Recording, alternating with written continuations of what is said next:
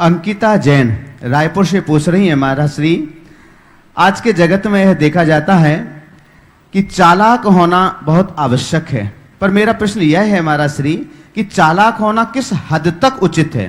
क्योंकि महाराज श्री सीधे साधे व्यक्ति का हर कोई गलत यूज करता है।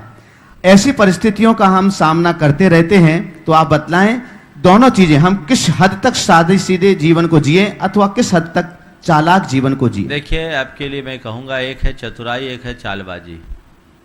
चतुराई बुरी नहीं है, चालबाजी बुरी है।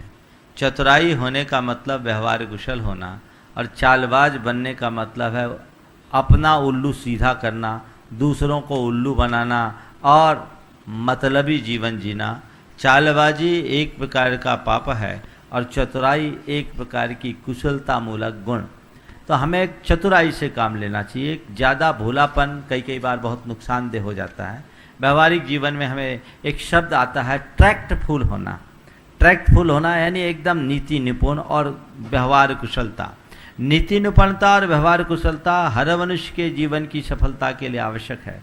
चाहे आप अपने परिवार की बात करें, चाहे आप अपने व्यापार की बात करें, या अपने जीवन के किसी भी क्षेत्र की बात करें, व्यवहार कुशलता होनी चाहिए। यहाँ तक कि अध्यात्म के साधना करने वाले मुनियों के लिए भी कहा गया है, आचार्य के लिए एक विशेषण दिया गया है कि उसे व्यवहार कुशल होना चाहिए। उसी व्यवहार कुशलता के बल पर वो अपने संघ का ठीक ढंग से संचालन करने में समर्थ हो सकते हैं। तो ये व्यवहार कुशलता जीवन का एक महत्वपूर्ण गुण है, और ऐसी व्यवहार कुशलता जब जीवन में घटेगी तो आगे आएगी। तो मैं आपसे कहूँगा, अपने मन, हमारे द्वारा कोई नुकसान न हो, हमारा काम न बिगड़े, इस दृष्टि से अपने हित को साधने के लिए चतुराई का प्रयोग करना बुरा नहीं है, लेकिन चालबाजी के बल पर अपने हित की पूर्ति में दूसरों के हितों में बाधक बनना अच्छी बात नहीं है। तो जहाँ आप कहाँ तक चतुराई रखें, जहाँ आपके हितों की पुष्टि हो पर औरों के हितों में बाधा न पहुँचे।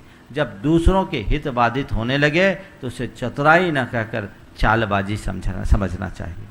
Please like, share and subscribe my channel पुण्यधारा।